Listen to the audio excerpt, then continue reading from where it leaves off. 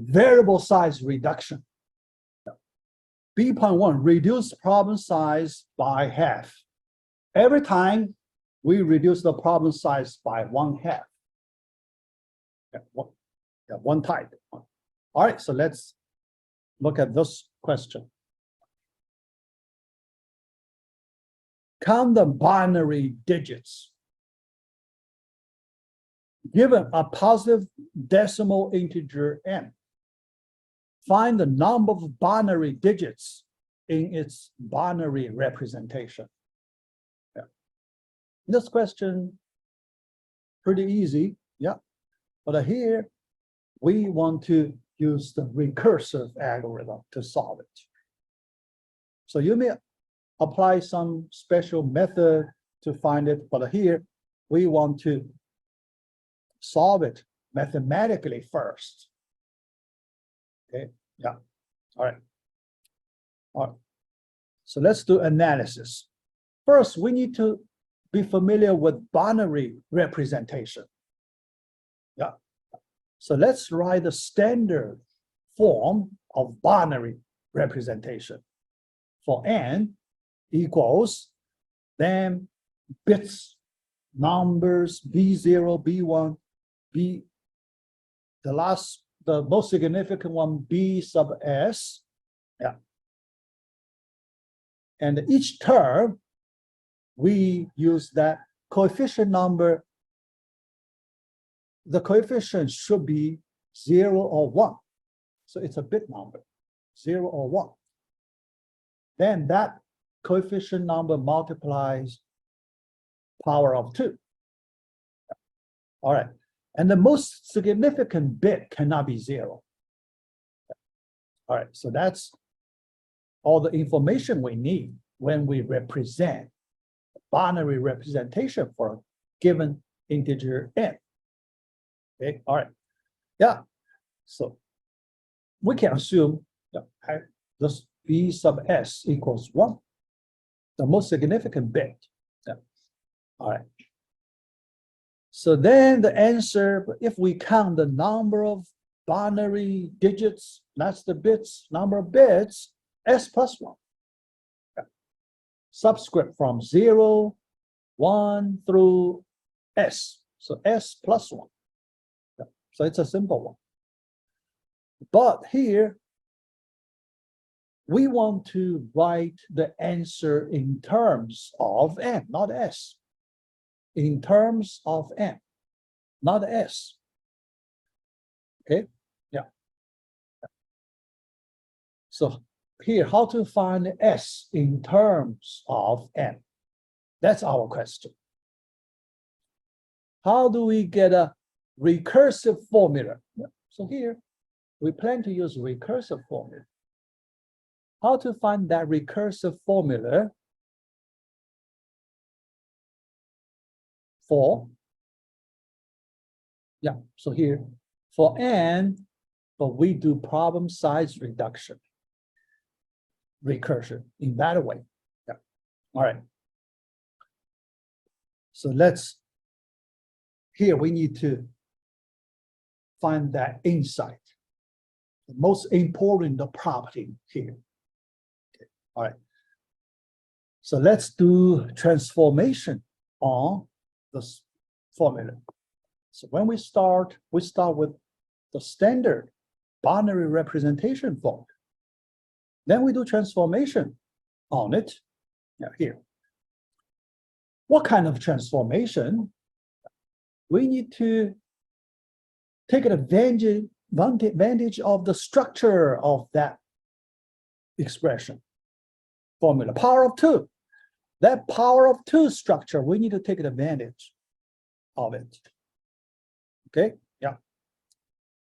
So the most obvious operation here you want to take, division by 2.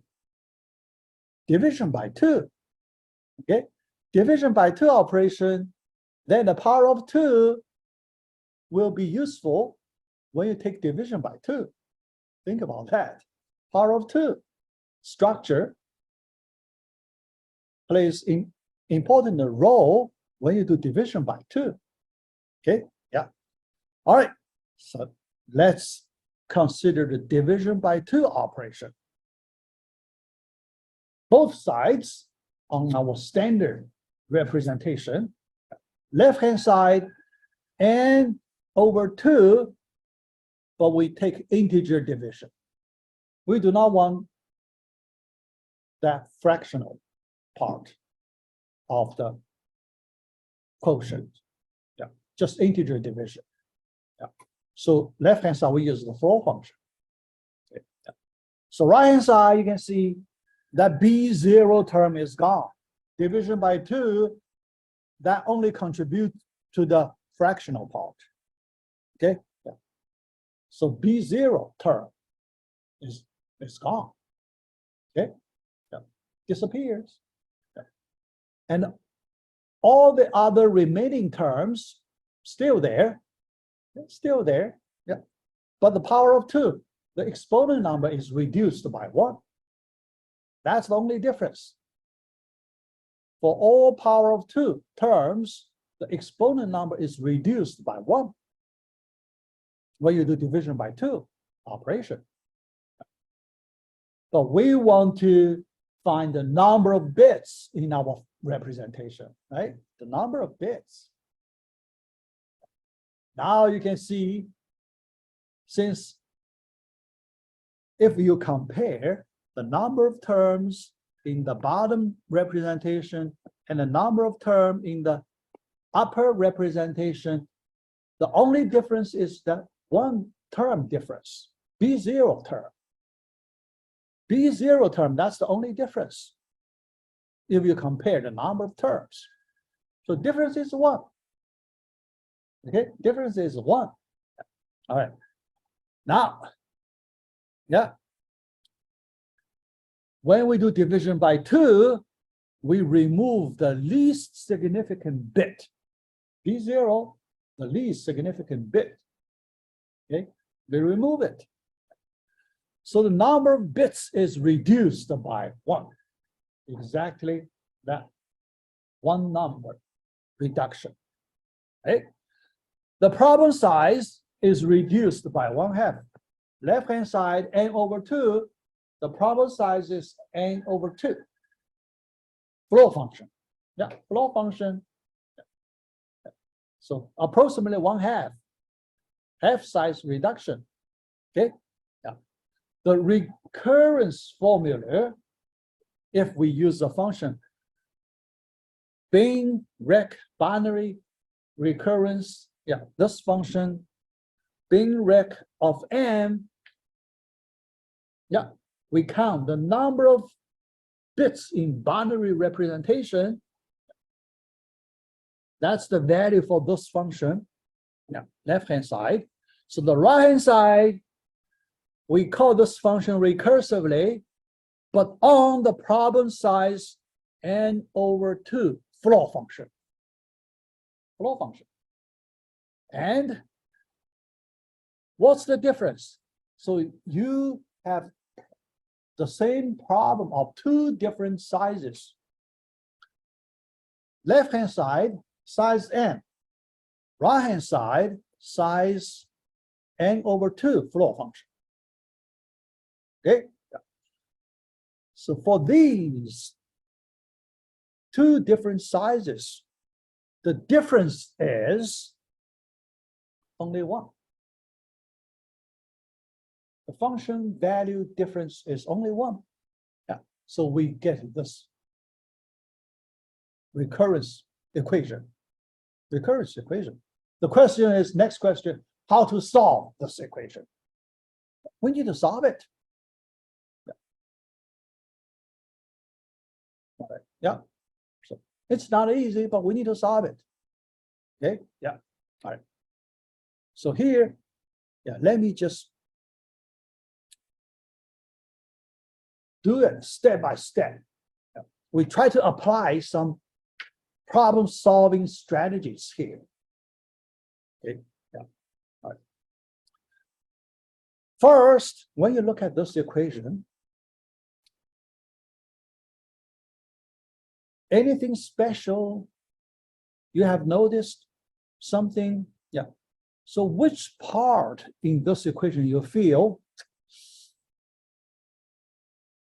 make it difficult, make this equation more difficult? Any part. So when you need to work on it, there is some part you feel hard to handle. Is there any place like that in this equation? Technically, not that easy to handle. Any place like that? Right? How about that flow function? Is that not quite, sticky a little bit? Yeah. So, yeah, because you don't know what time, when do you need to make truncation or not, right? Sometimes you need to do truncation, sometimes you do not need to do truncation. Okay, so that may cause some uncertainty here. Okay, yeah, not quite easy to handle. Right. Then, remember we have some strategy in this situation. When we have different cases, we always focus on the simplest case. When we start, we always start from the simplest case. So can you imagine for some ideal case that could make that equation simpler? Some ideal case, you can make assumption. You can make some broad assumption, brave assumption. Okay, to make that equation as simple as possible. Do you make assumption that n is an even number? Even number, then you don't have that truncation problem. The flow function can be removed. Yeah. So, because we want to make our life easier, so here we make that assumption to make our problem solving easier. Because the harder thing we can delay. Okay. When we start, we want to start with some relatively easier, modest goal. Okay. Yeah. So here we make assumption and even number. Okay. Yeah. All right. Yeah. So here, yeah, when we solve here, let me switch to a closely related question. Yeah. We make A of n the number of additions. How about that? Number of additions. Because when we count the number of bits, so here, every time we need to do one addition plus one. Okay? Yeah, so we use A of n to count number of additions. In that case, our equation becomes A of n equals A of n over 2 flow function plus 1. Okay? And A of 1 equals 1. Yeah. We assume 0 plus 1. Okay? Yeah. Similar equation, but our interpretation slightly different. Okay. Now we do analysis. How to handle the flow function. How to make the flow function part easier for us. Make assumption, right? Yeah. So we know when n even, it will be simpler. Okay, odd, a little harder, right? Odd, little harder. Yeah. So we like to assume n even first. If n even, yeah, the flow function is gone. The flow function is gone. Okay, yeah. But the problem is, when we do recursion, we apply it on n over 2 flow function another time, recursion. Now we have the problem for n over 4 this time. Okay, n over 4, that may not be an integer, right? No, it may not be an integer. No. So we need to make another, convenient assumption here. How about we wish n over 2 even this time? Then the floor function is gone. Floor function is gone. Okay, yeah. So think about when we apply recursion all the way down to the bottom, we want to have the floor function disappear everywhere. Floor function disappear everywhere. And that could happen when n is power of 2. Only when n is power of 2, then floor function, we don't need to deal with it. That's the easiest case we can imagine here. The easiest. So when we start, we want to work on the easiest case. That's the one. N is power of 2, easiest. Okay, think about if I give you that assumption, n is power of 2, can you find a solution for this equation? So let's find it. Solution. Okay, all right. Now, let n equals 2 to the kth power. Okay, yeah.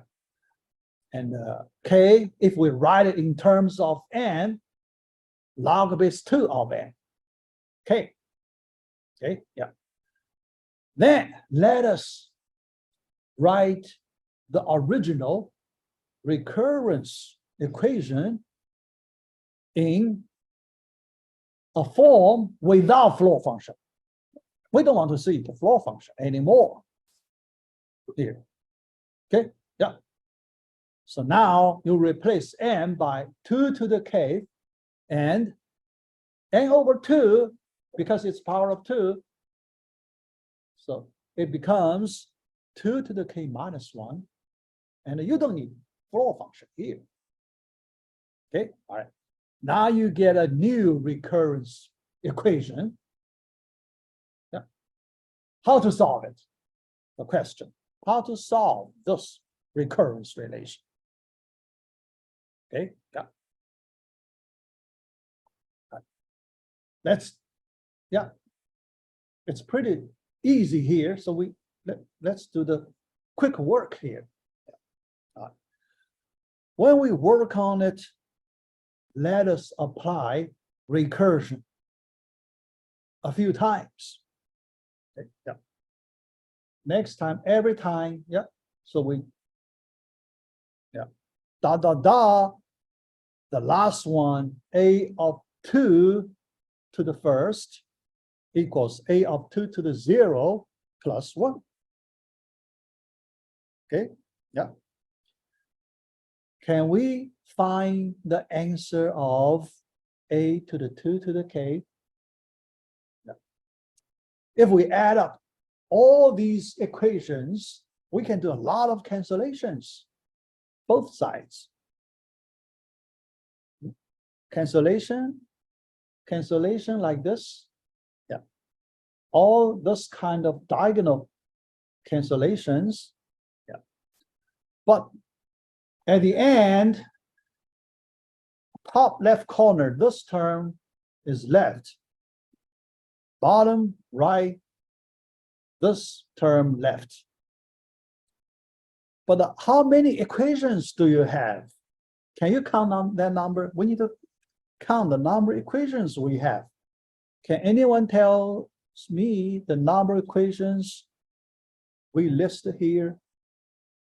This whole block, how many equations? Counting by reference. Can you find suitable reference? Counting by reference. Which reference is convenient to use? What reference do you use?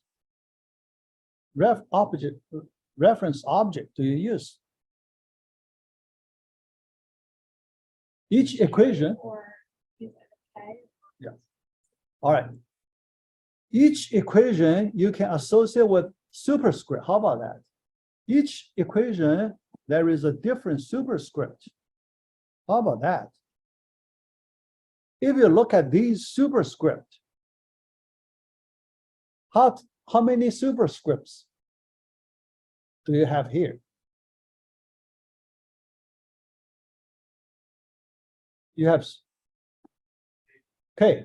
You have superscript from 1 through K consecutive numbers, K numbers. So you have K equations. K equations, that means you have K ones, okay? Because each equation you have that one term. So K equations, you have total, adding up all the ones, total, K. But there is another A of 1, that's another one.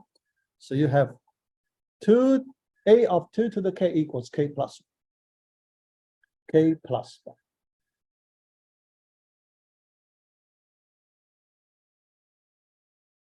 So for this special case, you get a solution. But this solution is not in terms of n. So we want to convert it to another expression that must be in terms of n. Okay, yeah. So now we need to switch back to n expressions. A of n equals 1 plus that K, remember our K, log base 2 of n. So we replace K by log base 2 of n. So we get a formula, this time in terms of n. For the solution, special case solution, not the general case solution. Special case when n is power of k, a power of 2. Only your n takes this special form, this answer is correct.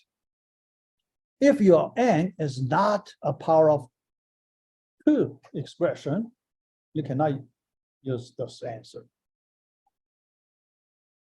This answer may not be correct. Okay, all right.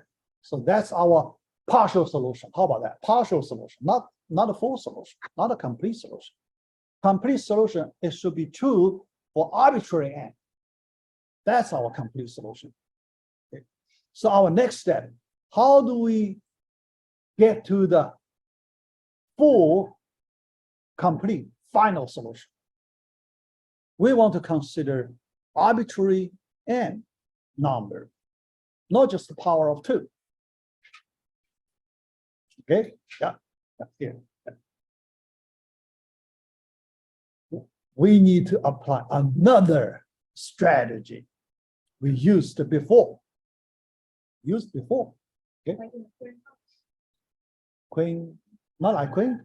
It's like a coin problem. Weight. The Weights, like fake where coin. It's, yeah, fake Fake coins coin. where it's sort of like the range is going to be. Rain. Let me see. Yeah. Here, the strategy I want to remind you, guess and verify. Guess and verify. All right. So now we move from special solution to our final solution. Okay. Our final solution. There is a gap. There is a gap. Okay. Yeah. But can we make a guess for our final solution? We need to make a guess. Okay. Yeah. All right. So this special solution, we make it as the starting point in our guess. Yeah. Think about when you look at that formula. If we directly jump to the final solution for arbitrary n, like that log base 2 of n, that function won't give us integer, right? Log base 2 of n, it's not integer. But when you count number of bits, it must be integer, right? When you count number of bits, it cannot be, log function, it does not return integer value. It does not make sense, right? Yeah. So here's the question. How do you go from non-integer expression, this is a non-integer expression. Non-integer expression to integer expression quickly. The easiest way to move from non-integer expression to integer expression. Good, truncation, okay, truncate, yeah. Truncation floor function, yeah, that's the, so we make our guess, okay? When we move to the general case, we make this guess.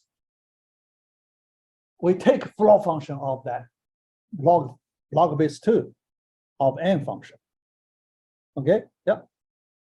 Is that the only way we can do with the floor function? The only way? Yeah. Is there a way, another possible way we take ceiling function? Ceiling of function also allows us to go from non-integer expression to integer expression. Which one we should take? The floor function one or ceiling function one? Can you justify it? Why floor function? Yeah, special case. Special case. What do you mean? All right. I think, yeah. Consider n equals 3. N equals 3. Okay, yeah. N equals 3. When you write a binary representation, what is its binary representation? 1, 0. No, wait, that's not, sorry. It's just 1, 1, right? 1, 1. Yeah. 1, 1, 2 bits, right? When you count, 2 bits. Yeah. All right. Now log base 2 of 3. You take a floor function and a ceiling function. Floor function you will get 1, ceiling function you will get 2, right? So which one, when you do here, correct? Yes, 1 plus 1, so you should take the floor function. 1 plus 1. Yeah. So here, when we make a guess, we need to verify it, okay? But this verification is a simple verification, right? You only check n equals 3. How do you know for arbitrary n it's correct?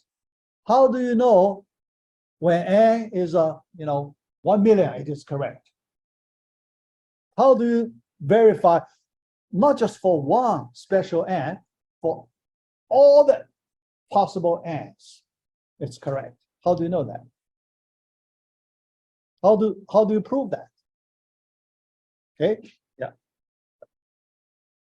Here, I just tell you the way, yeah. Mathematical induction. How to prove it? Mathematical induction. To rigorously prove it, all right? Yeah, this is the rigorous way, okay? Mathematical induction. Okay, yeah. All right. So the next step, in order to push it to arbitrary general n case, we need to apply mathematical induction to rigorously prove it. But for this class, at this point, I may skip this one. I skip the mathematical induction proof because later, when we move to Fibonacci numbers, we need to apply mathematical induction another time. So I just combine these 2 places to 1. Now, I can save some time. Okay, so here I do not do the proof here, yeah. But when we move to part C and part D of module 3, we do only one mathematical induction proof for Fibonacci number formula. Okay, you go through the whole procedure, mathematical induction, yeah, at that time. Okay, but not here, not here. All right, so let's